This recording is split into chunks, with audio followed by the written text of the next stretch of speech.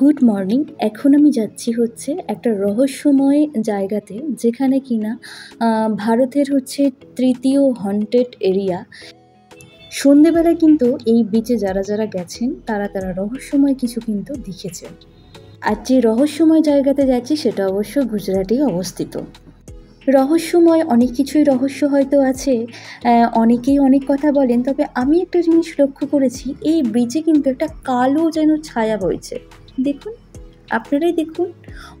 আর দেখুন আপনারা, অন্যান্য সমুদ্র সৈকতের থেকে এই সমুদ্র সৈকতটা একটু অন্যরকম লাগে, তাই না?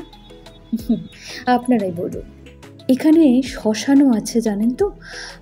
ওখানে যাবার আমার ভরসা গোলাই। এই যে আপনারা দেখতে পাচ্ছেন এত লোকজন, আমি একদম আর্লি মর্নিংয়ে এসেছি।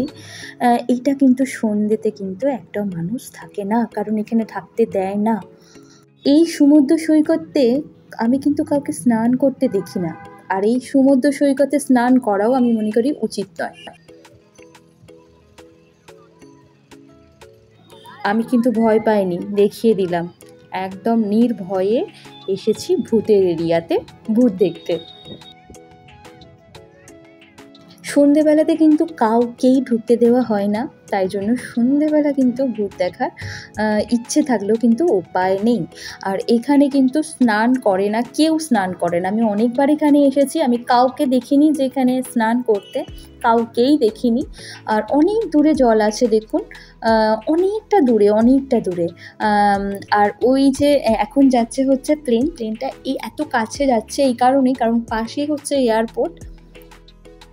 আরেকটা জিনিস মজার আছে, এখানে সকালবেলা সবাই এসে কিন্তু ভাজিয়া না খেয়ে কেউ যায় না। আর বিচের নাম হচ্ছে ডুমাস বিচ। আর এই পাশেই বলছিলাম না, এই যে এখানে হচ্ছে এয়ারপোর্ট।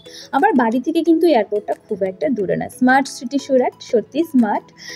আর পাশেই দেখুন একটা, মানে পাশেই নয়, প্রতিটা রাস্তাতেই জানেন এইরকমভাবে পার্ক করে দিয়েছে। তো এখানে সবাই মর্নিং ওয়াক করে, প্রতিটা রাস্তা, শুধু এইখানে নয়, অনেক রাস্তার পাশে পাশে এরকম টাইপের করে দিয়েছে। আর আমি এগুলোকে সুন্দর প্রকৃতি উপভোগ করতে করতে আমি যাচ্ছি।